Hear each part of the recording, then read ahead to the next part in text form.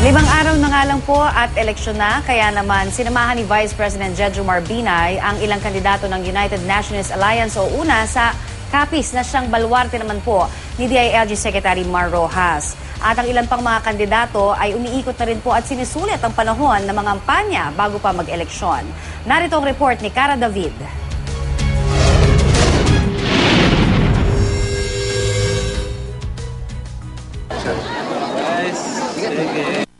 Personal na ikinampanya ni Vice President Jejomar Binay ang anak niyang si Nancy, si dating Senador Ernesto Maceda, Representative Mitos Magsaysay at Tingting Cuangco nang tumayo sila ng mga senatorial candidate ng United Nationalist Alliance sa Capiz. Tila kumpiyansa nga sila kahit pabaluarte ito ni Interior Secretary Mar Rojas na nakalaban ni Binay sa 2010 vice presidential elections. Idinaan pa nga mismo sa tapat ng bahay ng Liberal Party President on leave sa Rojas City ang motorcade ng UNA. Bularte nyo ba ito?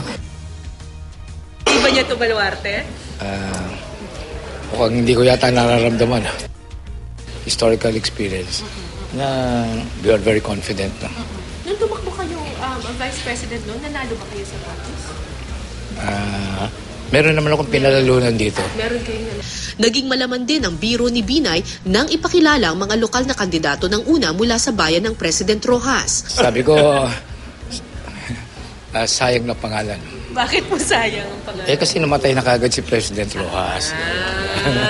Isinunod ang pangalan ng bayan sa lolo ni Secretary Rojas na bali-balita ring tatakbong Pangulo sa 2016 at posibleng makatapat muli ni Binay. Pero ayon sa Liberal Party, baka mahirapan ang UNA na makuha ang boto hindi lang sa Capiz kundi sa buong Panay, kabilang ang Iloilo Region. Panalo raw sa mga survey rito ang Team Pinoy na suportado pa ng mga lokal na opisyal. Sa Team Pinoy, tanging si dating Senador June Magsaysay ang may aktibidad nang dumalo siya sa pag-endorso sa kanya at kay Bam Aquino ni El Shaddai leader brother Mike Velarde. Gayunman, hindi raw idadagdag ang dalawa sa naunang inendorso ng White Vote Movement kung saan kabilang din si Velarde. Sa Dumaguete Negros Oriental naman naglibot si Greco Belhica. Habang sa Baras Rizal ng kampanya ang kasama niya sa Democratic Party of the Philippines na si Christian Senieres. Sa Aklan naman nanuyo ang independent candidate na si Ricardo Penson.